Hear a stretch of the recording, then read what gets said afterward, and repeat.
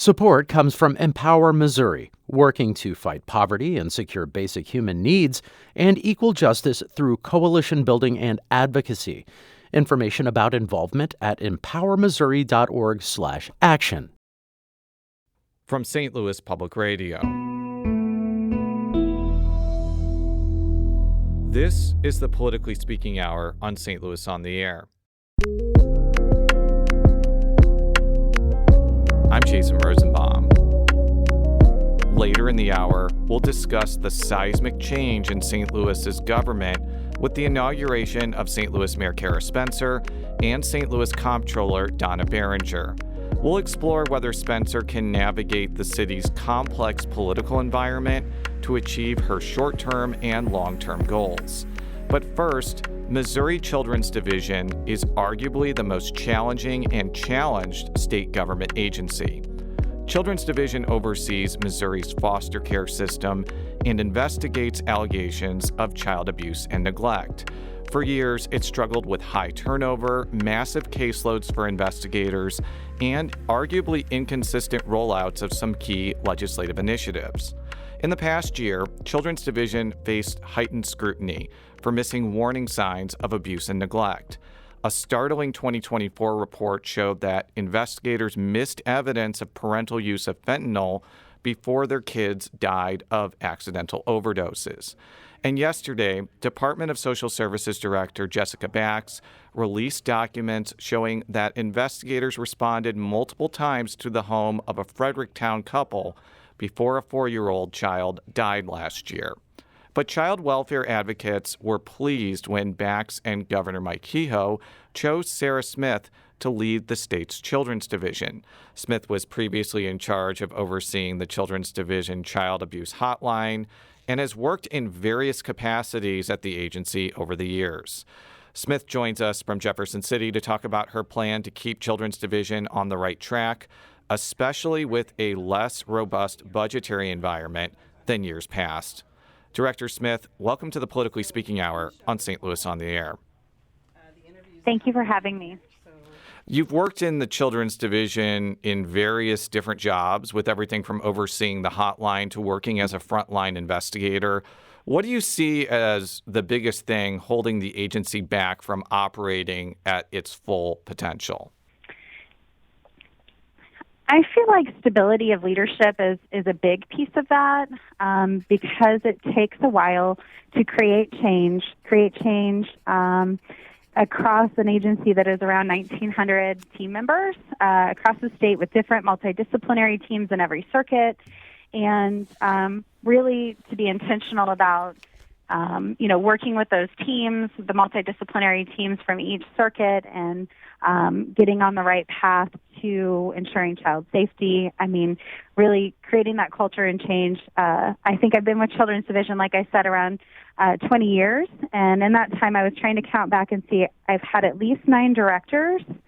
And so, some directors come in with really big plans of things to do, and it just shifts the pendulum very quickly one way or the other. And so that's hard for the workforce to know where to pick up and what to do.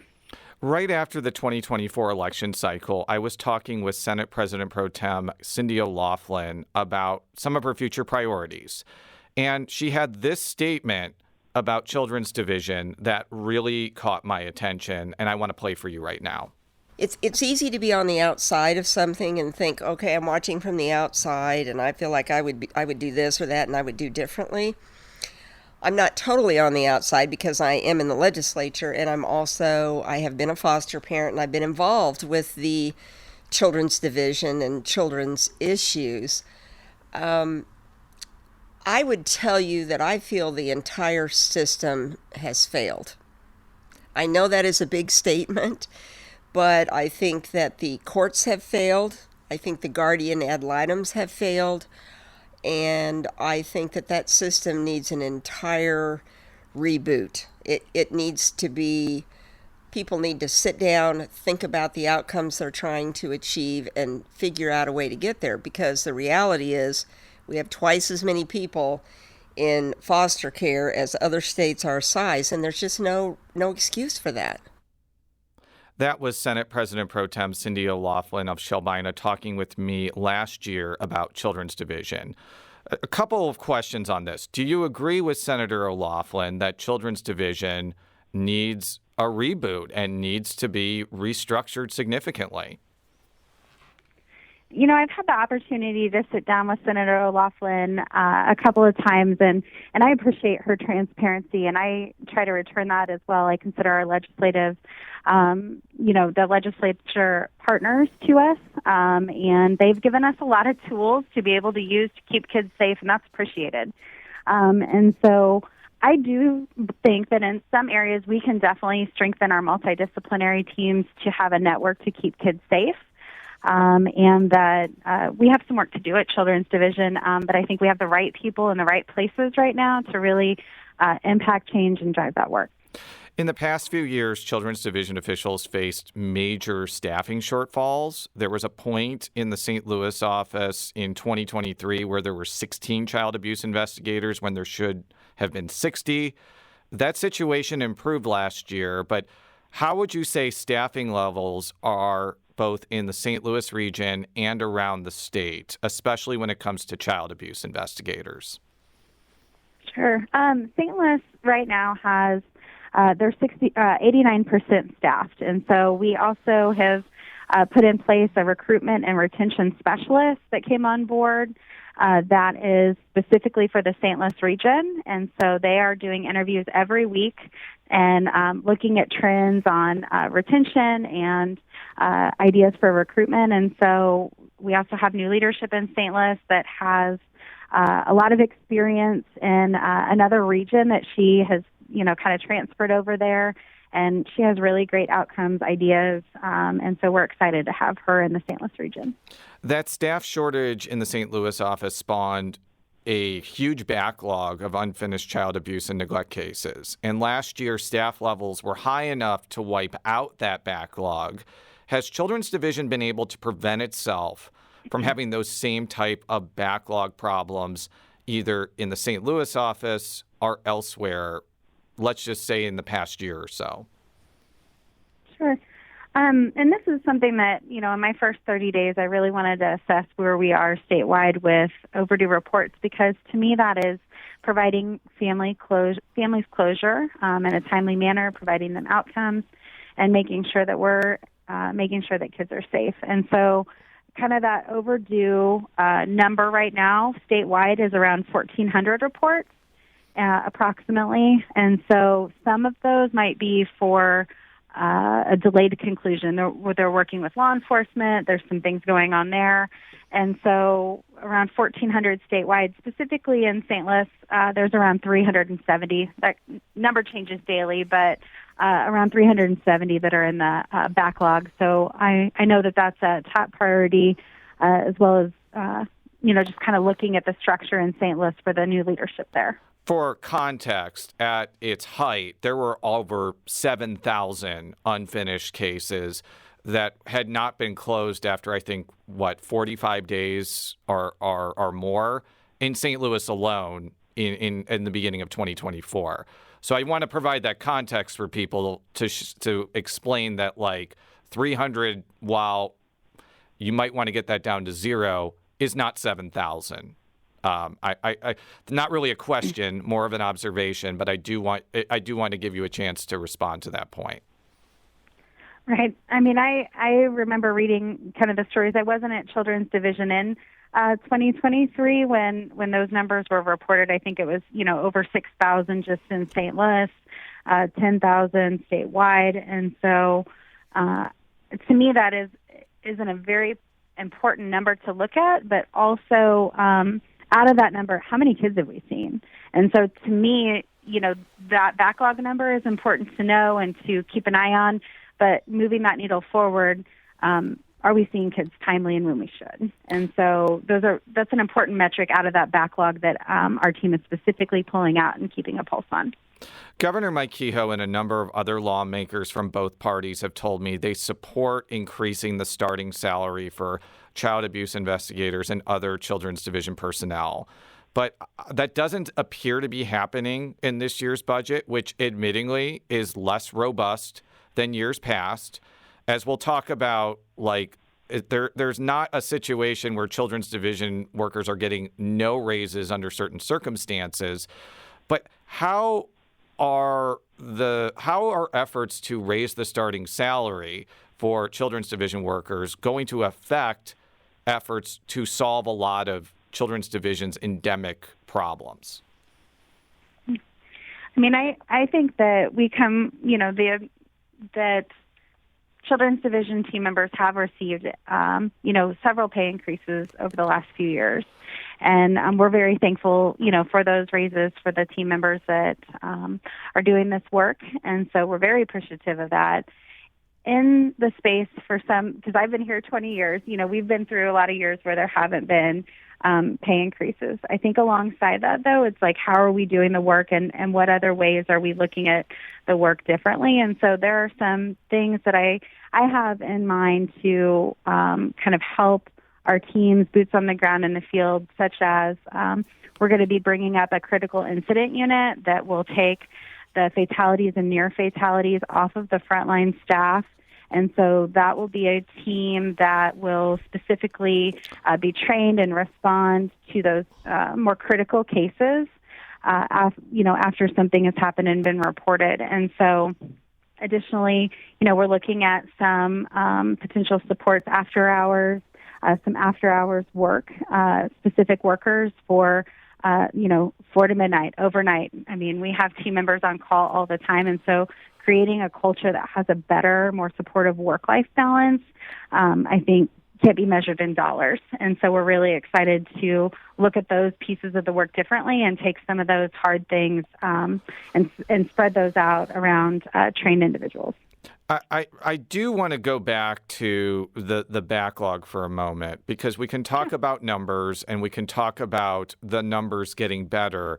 But can you speak to, like, what the human impact is if an investigator cannot close a case in a timely manner because they have too many cases on their plate? Like, what could be the effect on actual families and kids if they're not able to figure out what's going on in a timely manner?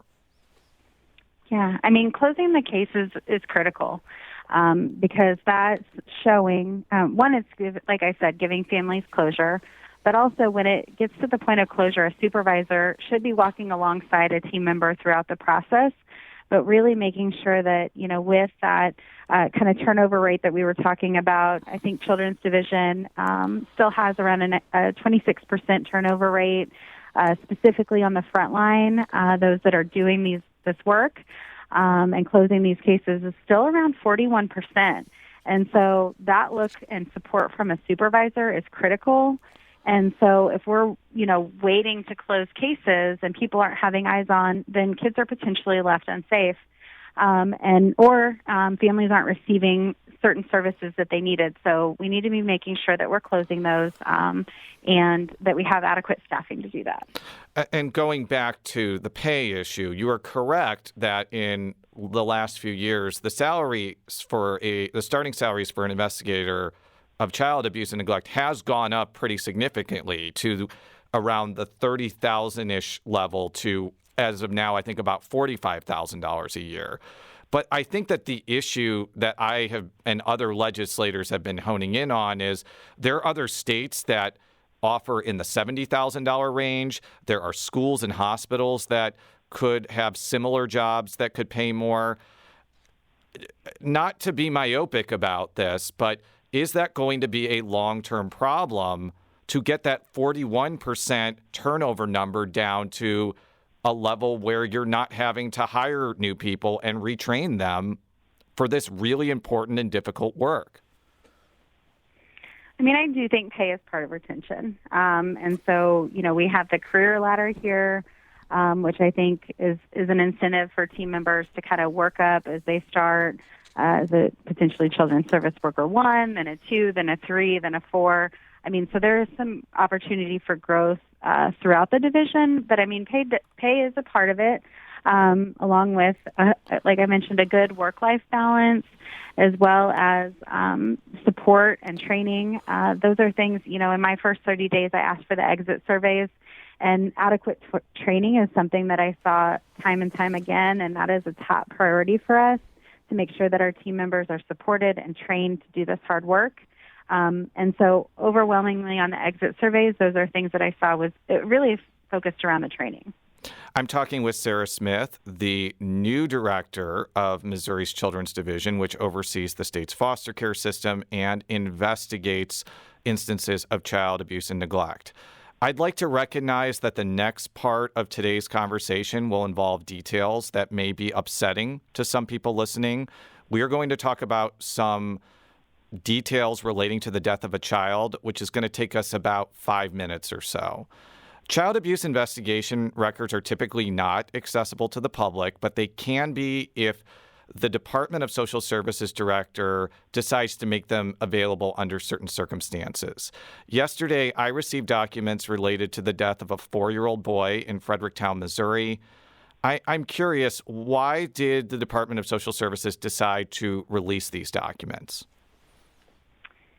I feel that in talking with Director Bax, something that we're very aligned with is transparency. And so if we are able to share something, we're going to share that.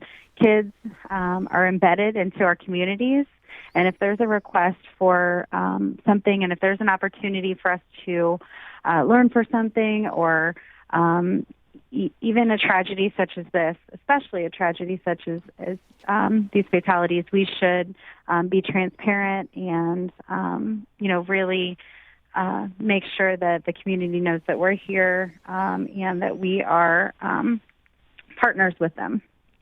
For context, I requested records of some higher-profile child fatality cases after reading the 2024 report showing that Children's Division personnel missed warning signs parents were taking fentanyl before their children died of overdoses. And I wanted to see if there were similar scenarios in non-drug-related child fatalities. And in this instance in Fredericktown, my suspicions were somewhat confirmed. Children's Division was called 4 times before this child died. First, when this child was born in 2019 because of concerns the mother had substance abuse problems. Another time in 2021 for unsanitary living conditions, illegal substance use, and poor hygiene for the child. Another time in 2022 when the child accidentally ingested medication and there was evidence of marijuana use. And then a 4th time in 2023 over concerns over marijuana use and potential physical abuse by this mother's boyfriend. It doesn't appear Children's Division made efforts to remove this child out of the home, which, as we'll discuss, is not something they have the unilateral power to do. But I would like to know what happened here, because from looking at these documents, there were missed opportunities to remove this child before this child tragically died. And I would like to know what happened. So I think that the opportunity for just a couple things. So we every day receive a listing of child fatalities. All of the leadership team daily at Children's Division gets that list, and we're reviewing any fatalities because the hotline is really the gate for anything to be reported involving a fatality. So those natural passings of children, as well as child abuse and neglect fatalities. And so what you're outlining around multiple calls involving a family is something that, immediately we're assessing. And I'm, 30 days in and digging into these fatalities and really looking at those. That's not something that I previously had access to. And so that's a top priority, is to look at that. Was there anything that was missed? We're going to be doing an internal audit of, in 2022, I believe, we brought up a safety assessment tool that was, kind of brought up by Children's Division and OSCA, Office of State Courts. And so we're going to be looking at that safety assessment tool. I think the fentanyl pieces, I had a chance to look through that report. That's something that really came about more so after that tool was developed. And so is there an opportunity we should be continually looking at tools that our team members are using and adjusting them if it's not meeting the needs and not ensuring safety of kids. And so we need to be looking at that tool and looking at a case review that we're going to do internally, kind of an internal audit of cases across the state that we determined for one reason or another using that tool were safe, and then they had another call to the hotline or a fatality, and really looking at the gaps. That's a top priority for our leadership team coming in. And what I was alluding to earlier is that if a child abuse investigator finds evidence of abuse or neglect, they have to either call law enforcement and or a juvenile officer, and a juvenile officer is the person that then asks a judge to remove somebody from the home or not. That's what I was referring to when I said investigators don't have unilateral power. Is one of the things you're going to look for in this situation is whether law enforcement or the Madison County Juvenile Office was ever contacted about these 4 calls that I detailed in the previous question. Yes, that is something just across the board.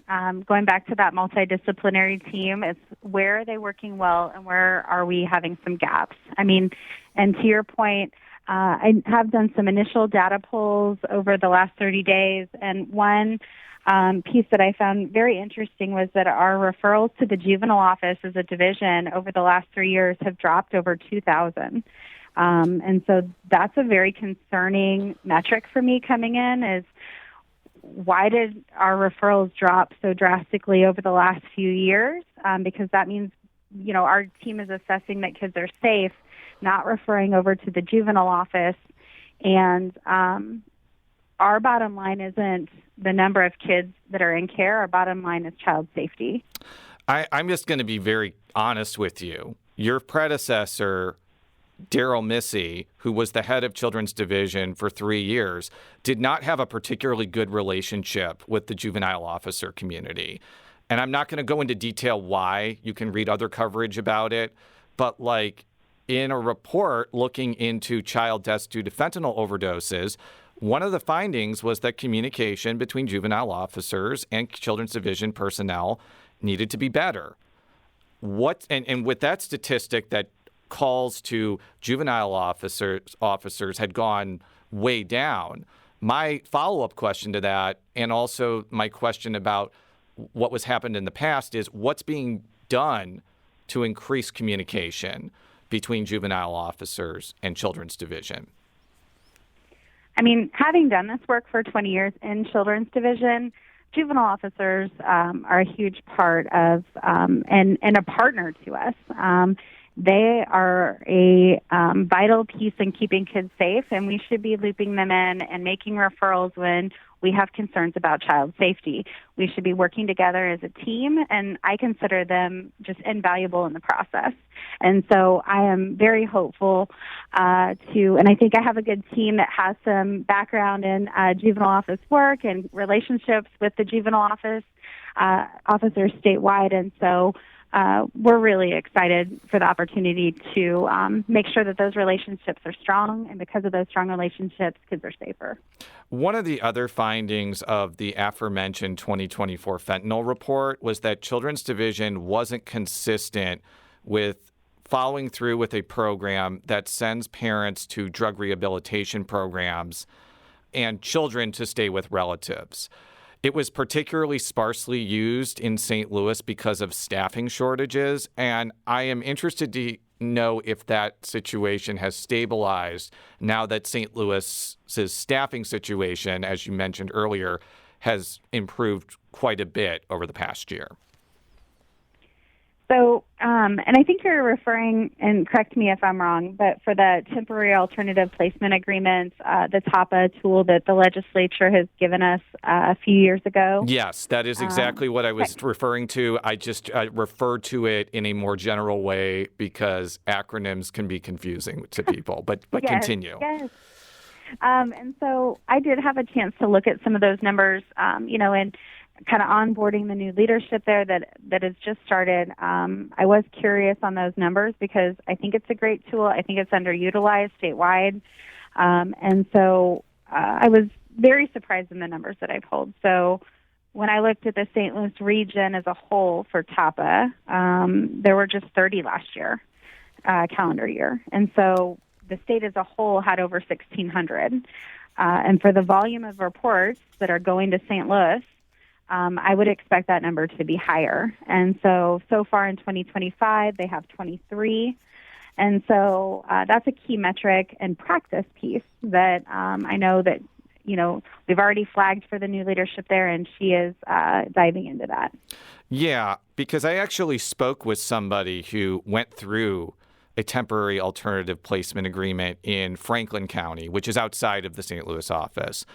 And she said to me that TAPAS was a lifeline because it not only gave her help to overcome her drug addiction, but it also provided counseling for her children and also services for the children who had to go stay with relatives. So we talked about the human aspect of this earlier. I want you to kind of touch on why TAPAs could be really helpful to both parents who are addicted to drugs and also children who have to be temporarily separated from parents. Mm-hmm. I mean, with the TAPA and utilizing this tool, we have the opportunity to really link families with services like the example that you gave, and just make sure that the safety threats that were there before the TAPA was put in place have been removed, and set that family up for success without bringing a child into care. And they are staying in their community. They still have support. And so it's really, I don't know why it's not being used. And so I'm very interested to dive in and see the reasons why, specifically the St. Louis region, because it doesn't match with Jackson. I mean, when I look at Jackson County, that's similar in some ways. I mean, they had 169 TAPAs last year. And so for St. Louis to only have 30, that's a big difference. And so, it is a tool we should be using, and excited to see how we can make that more of an option for families in St. Louis. Sara Smith is the director of Children's Division, which oversees Missouri's foster care system and investigates allegations of child abuse and neglect. Director Smith, thank you so much for joining us today. Thank you for having me. When we come back, we'll talk with St. Louis Alderman Rasheen Aldridge about what to expect from a shakeup in St. Louis City Hall. This is the Politically Speaking Hour on St. Louis on the Air.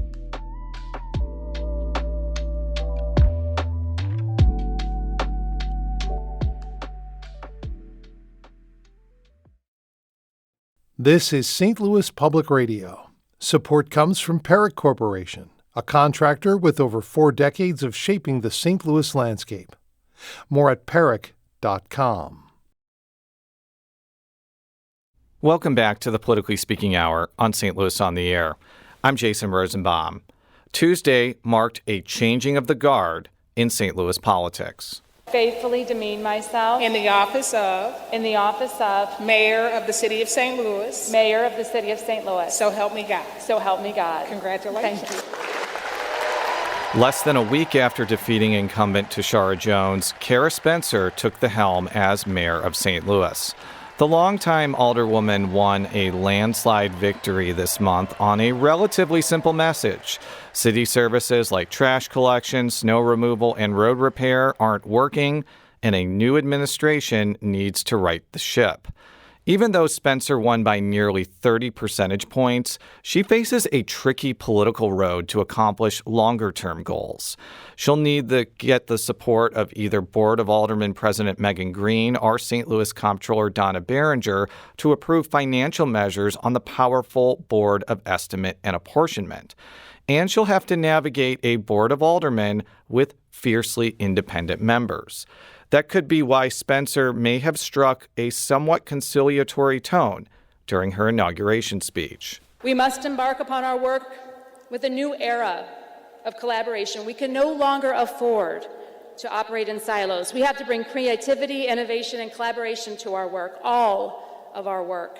We have to collectively address the long-term impact decisions of things like what to do with our RAM settlement funds, a once-in-a-lifetime opportunity, how to effectively reform our archaic city charter.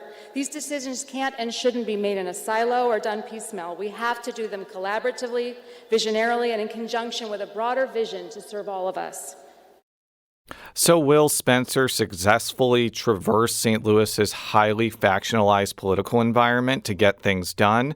Here to perhaps peer into the future is Alderman Rasheen Aldridge, who represents St. Louis's 14th Ward, taking in 11 neighborhoods on the eastern edge of the city. Alderman, welcome to the Politically Speaking Hour on St. Louis on the Air. Thanks for having me. You were not a supporter of Spencer during the campaign. You were a Tashara Jones backer. But on the last day of the Board of Aldermen, you did have some kind words for Mayor Spencer as she ventured into citywide office. Do you think these good vibes will last? I think they'll last for a minute, and I've actually had the opportunity to work with Alderwoman Spencer as a alderperson. So we both share downtown. So coming into the Board of Aldermen, we work very closely with having meetings in the neighborhood to remind people that, hey, downtown may be split between two alders, but we are working close together to make sure that resources in that downtown gets what they need. However, I did support Mayor Jones because I think her way that she was being intentional about investing in North St. Louis was something that I was nervous to potentially go backwards on with a Mayor Spencer. We've done some great stuff with past legislation to hold Paul McKee accountable. The North Side Corridor grants haven't went perfect, but the fact that she wanted to do something different with the ARPA dollars was something I think we needed to continue in North St. Louis because we haven't seen it in the past when it comes to previous mayors. I do want to ask about the election results before looking forward. Tashara Jones lost a lot of support in white and integrated parts of the city that she won in 2021, and she, I'm going to be very candid here, underperformed in African-American majority wards like the 14th Ward. Why do you think this happened? No, I think it was a couple of things. I think one, folks, with the ARPA dollars, I don't think individuals understand just because you allocate money that, it's going to be out the door. So I think it was a huge opportunity for the mayor to get those ARPA funds. But however, I think people didn't realize what that process looks like. I also think the snowstorm didn't help. I think there was a lot of things that did not help, as well as I believe that, the mayor could have shown up a lot more in neighborhoods and for people to actually see her. It's one thing to do the press conference. It's one thing to make statements, and a lot of the statements on the reduction in crime, all that was great. But, people want to have that human-to-human contact, being at neighborhood meetings that in my 2 years of being an alder person, I didn't see her that much at like St. Louis Place or College Hill or Old North meetings. So people actually know the message that she's talking about on TV, what was actually the truth when they have a sit-down one-on-one conversation with her. I do want to invite our audience to join in on this conversation. What do you hope to see city leaders focus on in the months and years ahead? Join our conversation by calling 314-382-8255. That's 314-382-TALK. We got a lot of listener questions when I put a prompt asking them what they want to see from Spencer and the Board of Aldermen. And a lot of responses were similar to Timothy Strzok. Basic services, trash pickup, street and sidewalk improvement repairs, slowing the speed of drivers. People are dying. And I heard from other city residents that they were fed up with these types of services not being done effectively. What can actually be done to make these things better? Well, I think that's a great question from Timothy. And I know it's so many people throughout the city of St. Louis that, want the basic things done. I think that was a huge reason why Alderwoman Spencer won, because of a simple message of, hey, we're paying taxes. We want services to be complete. And I think, the challenge that she will have that the previous administration also had is we need to fill the positions at the city of St. Louis. We need more workers in the city of St. Louis. Of course, I think this is a national trend post-COVID. But one thing I think what we can do to, start to hire people to make sure we have more trash truck drivers, to make sure we have more refuse workers, is we at the city of St. Louis with the personnel department and the mayor, the ENA, the Board of Aldermen, we need to figure out how do we cut a lot of these open positions for 4 and 5 years that we have not been able to fill, raise those salaries, bring them to a salary that is competitive so people that currently work for the city want to stay there and feel motivated to go above and beyond, and also bring in a new workforce as our workforce at the city of St. Louis it's aging a little bit. One of the things I thought about while watching the inauguration was that and this is my opinion, it would be a lot easier to get more money to hire people if St. Louis and St. Louis County were part of one governmental jurisdiction. The common example is if St. Louis City was a municipality within St. Louis County, like Florissant or Baldwin or Richmond Heights. That could mean there's one pool of money to fix roads, maintain parks, bolster public health infrastructure, record deeds, collect revenue. Am I crazy on this, or am I on to something? I think you're a little crazy, as much as I love you. Because one, I don't think the city needs to become another municipality in the 89 municipalities that the St. Louis County has. Also, we have a very strong budget right now, and St. Louis County budget is not doing well. No, it is not. I believe they have been in a structural deficit for almost 10 years now. It's crazy. And, what I do think what can happen, I'm not a fan of a merger, but I am a fan of regional collaboration between the city and the county. I think, our health departments working hand in hand. I will give that to the county. They have a better health department than the city. They have more resources when it comes to their health department to tackle certain things. And we have to remember health is a public safety issue. So I think the more regional collaboration, which we did see with former Mayor Jones and County Executive Sam Page, the way that they was able to work together when it comes to our airport, when it comes to certain things, is what I think we need to continue. Let's go to Crystal calling from Dutchtown. Crystal, welcome to the Politically Speaking Hour on St. Louis on the Air. Hi there. I'm really glad that you have Rasheen Aldridge on. I've met him in person multiple times, as well as the new mayor and the old mayor. I didn't, and in fact, the whole time I was dealing with so much trying to reach the city with toxic waste being dumped or alleyways being inaccessible and very dangerous, especially when a tree fell and the power lines, and then I kept trying to contact them even in person, and finally it took them about a year to get it slightly cleaned up, and now they're sending me bills, and now I have to take it to the new mayor. So I'm hoping this is why I voted for the new mayor. Thank you, Crystal, for your comments. I will just add, I am not a City of St. Louis resident, but I have often found it very difficult to deal with city government when I need to do something. Some agencies are better than others. The Collector of Revenue's office I have had great experiences with, but that is not the first time I've heard anecdotes like that from Crystal. What's your response to it? First off, thank you, Crystal. Dutchtown is one of my favorite neighborhoods. No, I mean, she's right. Some departments are a lot more responsive than others. In the last 2 years, I've had the ability to work very closely with the past administration and Nancy Cross, Director of Operations, to be able to kind of figure out when some of these things are happening, if it's tree branches or if it's water's issues with all these water main breaks that we had, to be able to reach out to Ms. Cross to get things done. But I think one thing that we're looking at right now at the board that may be helpful to streamline some of these departments and making sure that they're operating properly is the city manager. It's legislation that I know Alderwoman Velasquez has been working very hard to try to look at how do we depoliticize these positions and make sure that you have somebody who is looking at how do we make sure that every department is efficiently operating in a way so that city services are actually flowing and they're not being cherry-picked depending on if the alderperson is in good graces with whoever's in the mayor administration. We need to take a quick break, but when we return, we'll continue our conversation with 14th Ward St. Louis Alderman Rasheen Aldridge. This is the Politically Speaking Hour on St. Louis on the Air.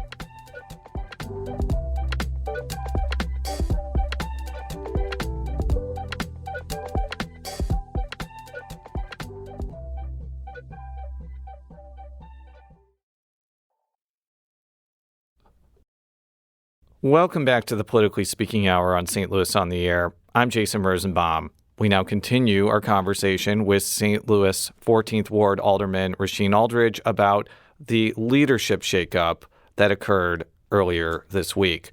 Let's go to Dennis in South City. Dennis, briefly, what would you like to add to our conversation on the Politically Speaking Hour on St. Louis on the Air?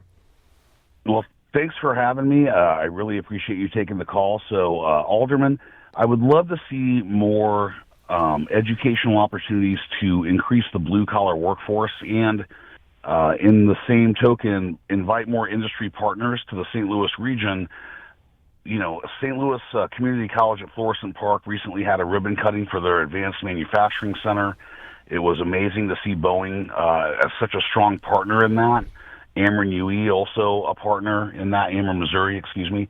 And I would love to hear your ideas and what's on the future agenda for inviting more industry partners and increasing this technologically advancing at such a rapid rate student body and getting them ready for what they face in the future in industry. Dennis, thank you so much for your comment. Alderman, what do you have to say to Dennis's comment? Yeah, thank you for that question, Dennis. And as someone who went to St. Louis Community College, you know, I think it's critical that we continue to uplift institutions like that we have in the city of St. Louis, like St. Louis Community College and our trade schools, to get our workforce ready for the future.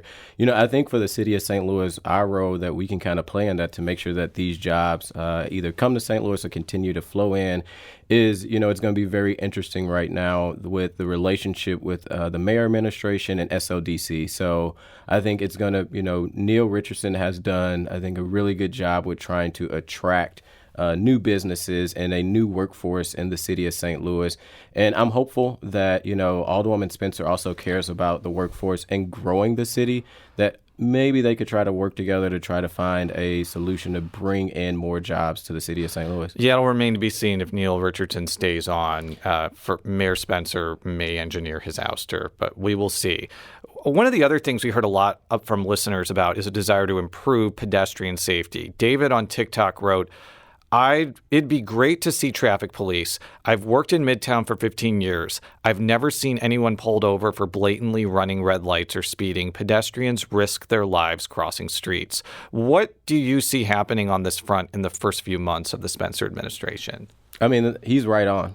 That's one thing that I've been saying for a while now is, you know, while I'm not a fan of over-policing, we do need to hold folks accountable. And I think if there was more traffic cops in certain areas, folks would know that, okay, I can't fly down the street. But I also think, you know, part of it is also the city's infrastructure. You have a lot of projects right now with the Green Line that is trying to make, I think, a lot of these wide streets like Grand and Market a little smaller, so you don't have people flying down these streets. I know that this Board of Aldermen has been very intentional. I know Alderman Browning is working on legislation to try to make sure that funds flow faster to the street division so that we can work on more calming measures. I've done some in my neighborhood, in the College Hill neighborhood, where we've done curb cutouts, and I call them the Aldridge angles, but put them at the corner to try to stop some of these pedestrian stuff, because the reality is, while we care about cars driving, we also need to prioritize and make sure that people that are walking and riding their bikes are also safe. We got a number of questions about and comments about trash and recycling collection. Judy Johnson wrote, have the recycling dumpsters actually emptied into a recycling dedicated truck? We've seen them emptied into trash trucks way more often than not. Disheartening when we do our best to recycle. Now, I do know that there were concerns about trash and recycling collection like shortly after the height of the pandemic. Have things gotten better? And if not, what do you think can be done to make things better? You know, I honestly don't think things have gotten better with the way that we do recycling and trash. And this may be an unpopular thing to say, but I'm just going to be honest. I think one way that we can make our trash system flow a little bit better is when it comes to recycling, you know, I think there is also still a lot of level of education that people need to know what you can recycle and what you can't recycle. Because I think what we've seen is there's been a mix of things put in the recycling bin that end up contaminating all the recycling. So if we can, I think, do a pilot program where we allow people who want to recycle drop off the recycling bin at a designated location, and then for the trash trucks, because right now what they do is they kind of do two rounds. They pick up the trash and then they also pick up the recycling. And like I said, a lot of times what we figured out going all the way back from the LIDA administration is that recycling is contaminated. So it really becomes for not to do these two rounds instead of just doing one round, picking up all the trash educating folks on what need to be recycled, and then allowing people that want to recycle take it to a location. The Board of Aldermen does have a slate of big decisions in terms of long-term priorities to make. One of them is the St. Louis Rams settlement. You and your colleagues did not end up allocating the money before the election. Do you think there will be another effort to try and divide up those funds over the next few weeks and months? Oh, absolutely. And I do appreciate, as they call it at the board, the sausage-making process. I really hate that. But you don't like sausage? I just don't like that saying of like sausage-making process. For the people who may not eat, meat, let's figure out a way to... The tofu making process. Continue. I'll just say the legislative process of, we listened to residents for a year, and then, we tried to come up with legislation. And I totally get for residents, it may look like, it was no point of doing that. But I think it allowed us to have a heavy and a very deep conversation on where we need to invest money. But I'm not upset that we actually didn't touch it, because one, we have to get ARPA funds out the door. Even if we spent the Rams money last session, that would have been second priority to making sure that projects that ARPA funds was spent on got done, because we have a federal deadline. But I'm a little excited that we didn't spend it, is because now with the federal government, our health department just got slashed $600 some in federal funding. We're not sure what is going to come out of the federal government, and I think ensuring that we have money in our coffin to be safe with, to play with in the city, I think is beneficial. But I'm sure absolutely another Rams bill will be coming down this session. While there's obviously a lot of focus on Spencer taking over as mayor, St. Louis also has a new comptroller, Donna Behringer. She was your former colleague when you both served in the Missouri House. What are your expectations for her to transition into citywide service? Donna is a smart, scrappy woman. And I served with her for 5 years on the state level. And I know when it comes to numbers, she was on the fiscal committee with being in the Democratic side, but she was in a leadership position on that. It's going to be an interesting time. It's one thing to get, I think, a new mayor or a new comptroller, but it's another thing to get two of those players that sit on E&A, which is a huge learning curve. So, I'm hopeful for her, and I think she's going to dot I's, cross T's, and get contracts out the door. And the Board of Estimate and Apportionment makes major financial decisions for the city. So if they wanted to approve like a Rams deal, I think it has to go through E&A, if I'm not mistaken. Correct. And here, this is a little inside baseball, but Mayor Spencer and Board of Aldermen President Megan Green have not gotten along in recent months and years. And I could see them splitting on certain issues. And in my opinion, that gives Behringer, who is objectively more moderate to conservative than both Spencer and Green, a real opportunity to exert leverage out of the mayor or the Board of Aldermen president.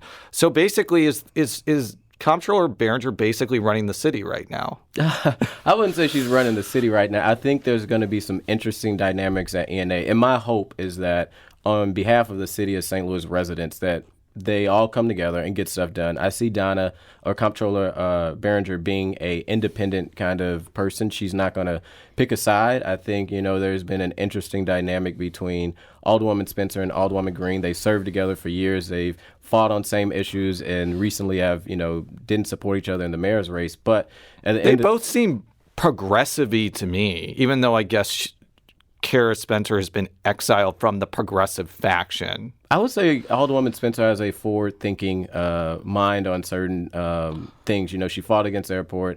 She, spoke out against Paul McKee. So I think her and Alderwoman Green can be able to put the personal things aside and, hopefully plan to work together to get things done. I know I've talked with Alderwoman Green, and, that is her goal. Or President. I keep calling her Alderwoman. I can't take her back. President Green. You also called Spencer Alderwoman. But yeah, that's a force of habit. Alderman Rasheen Aldridge, we were very glad to have you on the show today. And thank you so much for joining us. You represent 11 neighborhoods and the eastern side of the city. Thank you so much. Thanks for having me. Looking forward to be back.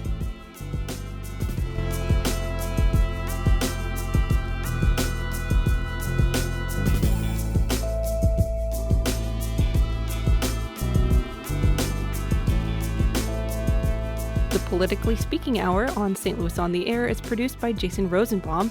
Alex Hoyer, Emily Woodbury, Danny Wissentowski, Maya Norfleet, and Elaine Cha. Audio engineering and sound design by Aaron Dorr. The politics editor is Fred Ehrlich. St. Louis on the Air is a production of St. Louis Public Radio. Understanding starts here.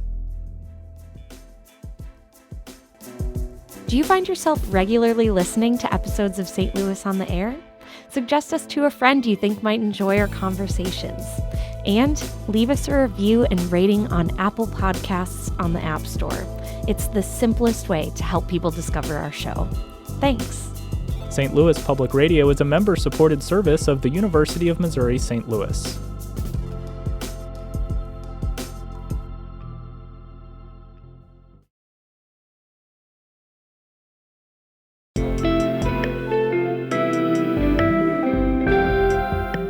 The Gateway brings you the day's news each weekday from around the St. Louis region and the state capitals in Jefferson City. Our schools are accredited.